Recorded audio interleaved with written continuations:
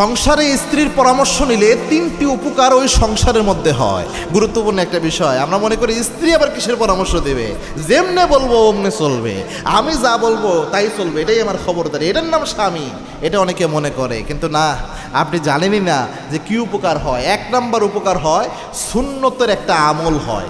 এটা রসুলের একটা হারাইয়া যাওয়া সুন্নতের মতো। আল্লাহর হাবিব তিনি নবী হওয়া সত্ত্বেও মাঝে মাঝে স্ত্রীদের সাথে পরামর্শ করতেন। ও মিয়া, আপনি আমি কি এমন হয়ে গেছি, কত বড় সিদ্ধান্তওয়ালা হয়ে গেছি, রসুল পরামর্শ করতে পারে স্ত্রীর সাথে, আপনি আমি পরামর্শ করলে আমাদের ইগোতে লাগে। হা, আল্লাহর হাবিব সাল্লাল্লাহু আলাইহি ওয়াসাল্লাম তিনি মা আয়েশাকে ব্যাপারে, মা আয়েশার সাথে প্রায় সময় বিভিন্ন বিষয়ে সিদ্ধান্ত নিতেন।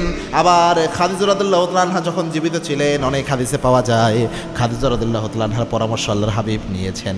মা আয়েশা রাদিয়াল্লাহু তাআলা আনহা সহ যত রসুলের স্ত্রীরা ছিলেন, বাইলোটেশন যুদ্ধের ময়দানে আল্লাহর হাবিব সাল্লাল্লাহু আলাইহি ওয়াসাল্লাম মাঝে মাঝে তার স্ত্রীদের নিয়ে যেতেন, যুদ্ধের ময়দানে স্ত্রীদের নিয়ে যেতেন। এমনও হয়েছে, বহু ঘটনা পাওয়া যায়, সাহাবীদের থেকে বর্ণিত আছে যে যুদ্ধের ময়দানে নারী সাহাবীরা অনেক সময় বিভিন্ন জিনিসে পরামর্শ দিয়েছে, অনেক ক্ষেত্রেই তাদের পরামর্শটাই সঠিক হয়েছে। সুবহানাল্লাহি বিহামদি। এই জন্যে মহিলাদের পরামর্শকে খাটো করে দেখার কিছু নাই। এই যে আয়েশা রাদিয়াল্লাহু তাআলা তিনি যদি না থাকতেন, এত হাদিস আপনি এভাবে পাইতেনও না।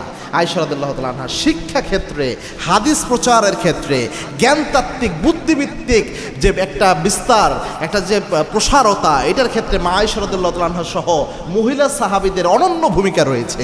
এজন্য নারীদের মাথা থেকে এমন পরামর্শ মাঝে মাঝে আসে, আপনি পুরুষ হয়েও ওই পরামর্শ আসবে না। এই যে কারণ আমরা বাহিরে থাকি, অনেক সময় রাগে ক্ষোভে ওই স্থির একটা চিন্তা ওটা আসে না। দুই নম্বর যে উপকার হয়, আল্লাহর রহমত আসে।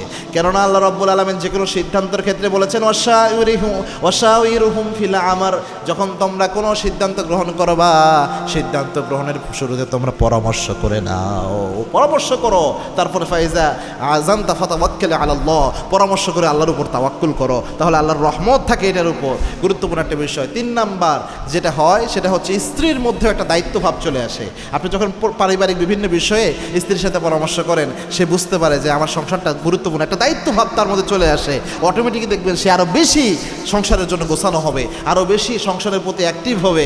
আপনার সংসারকে কেমন উন্নতির দিকে নিয়ে যাওয়া যায়, আরও বেশি সে চেষ্টা করবে।